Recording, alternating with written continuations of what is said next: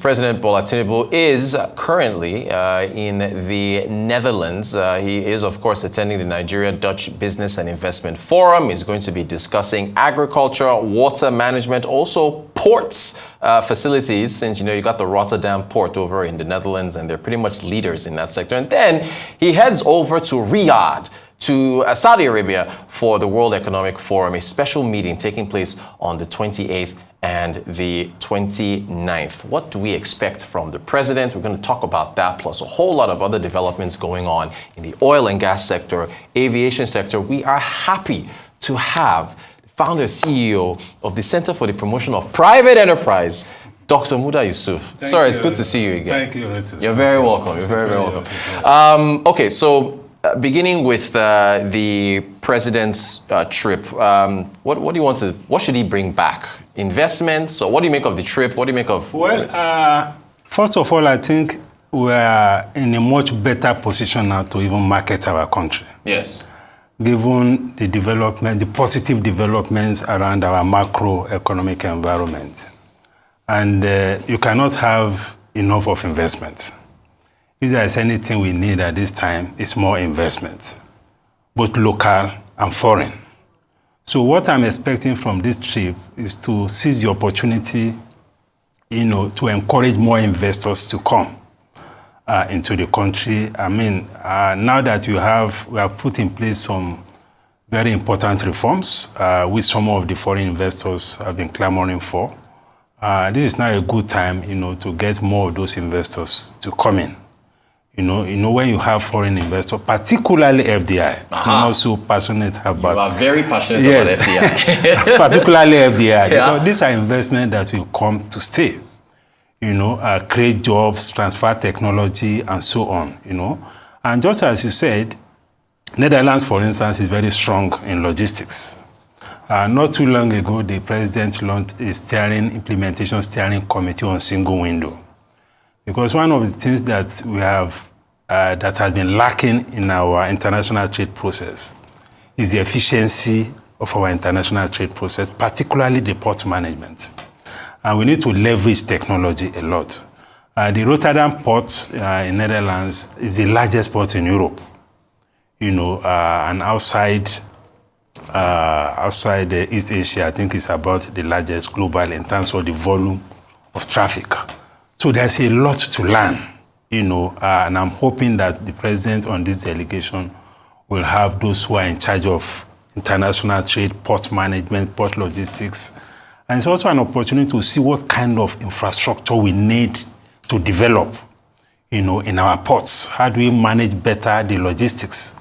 Because one of the biggest challenges we have in the Nigerian economy today is the challenge of logistics. In addition to issues of the macroeconomic environment, issues of energy, but logistics is key. So if we get it right, it has a way of improving productivity, growing the economy, and all of that. So there's a lot, I think, that will come from that. And I'm hoping that on this delegation, we also have private sector people there. Yep. So that's not just government delegation, because it is easier for the private sector operators to engage with their counterparts in that space, where the government officials are also engaging with their counterparts. So I expect something fruitful. And concerning the World Economic Forum, that's a very big platform. Yeah. Quite a number of world leaders will be there. And there's something also about networking in the diplomatic space. When you engage one-on-one with some of these leaders, there's a way it brings value, to your country. There's a way to also improve the brand, the visibility of the country. So some of these things have a lot of benefits. The result of some of which may not be immediate, but it is good, at least for the image of the country. And we're also happy that at least the president has also put in place a cost management framework to reduce those delegations. To reduce those delegations, so that the burden on the treasury will not be much. Yeah. So by and large, I think it's a very good development. All right, let me also take you to oil and gas. On the cover of today's This Day newspaper, Nigeria's newspaper of record, there is, of course, I think it's above the masthead, as Mr. Ifeni calls it. The country is looking at revamping the oil and gas industry and hoping to get about $10 billion in investment in oil and gas? You've talked about oil and gas quite a bit. Do you think that is a feasible target? What do you think needs to happen in oil and gas? Well, you see, from the external sector perspective, or from the balance of payment perspective, the oil and gas is the most critical sector now. Yes, it is good to talk about diversification to agri, to manufacturing, to mining. But the foundation that will provide the resources is the oil and gas sector. Yeah. Unfortunately, over the years, close to 2 decades, we haven't done the right things in that sector, both from the point of view of security and from the point of view of policy.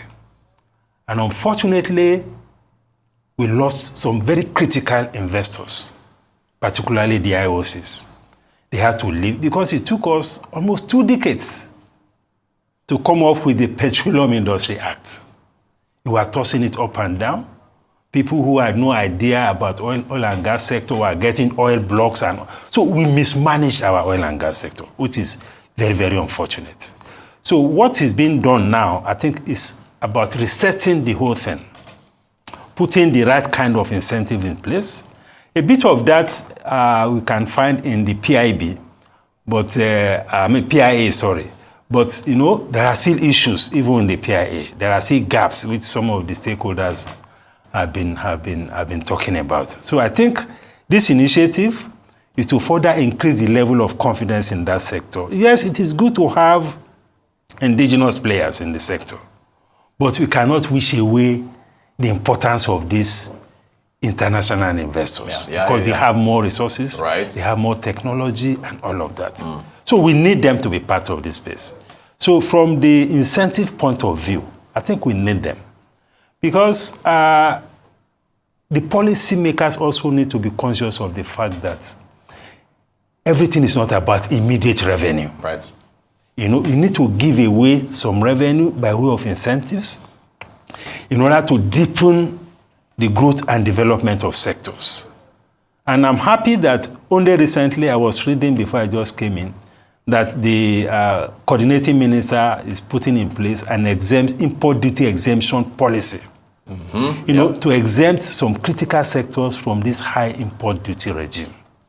Yes, it is good for customs to generate revenue, but we need to balance that against the desire to grow the economy. Because sometimes when you overchase revenue, you can hurt investments. You can hurt your capacity to create jobs. You can hurt your capacity to diversify the economy. So that balance is extremely very important. So when I read about what the coordinating minister is doing about now looking at agriculture, manufacturing, health sector, and I'm sure they should add even aviation to it, to look at how you can use fiscal policy tools, which is essentially around taxation and around import tariffs. You use that to incentivize the production segment of the economy. You know, a lot has been said about what the CBN is doing and all of that. Now we should now begin to see a lot more around the use of fiscal policy tools, you know, to spur growth, to incentivize investment, industrialization, economic diversification, and all of that. Well, see, you've preempted my next question. Since you mentioned the CBN, how have you been seeing the Naira appreciation, all these sales to BDCs and everything with the... it has been good news. I mean, you can see the excitement all over the place. Although in the last few days, people are beginning to get jittery. I mean, when we heard reports of this slight depreciation. But by and large, it has been great. We have seen the impact of the CBN policy. To some extent, the liquidity management, instrument that were put in place. Although some of us have some reservations about the degree of the tightening of the monetary policy. But more importantly, is the unlocking of liquidity that arose from the regulatory measures which the CBN put in place.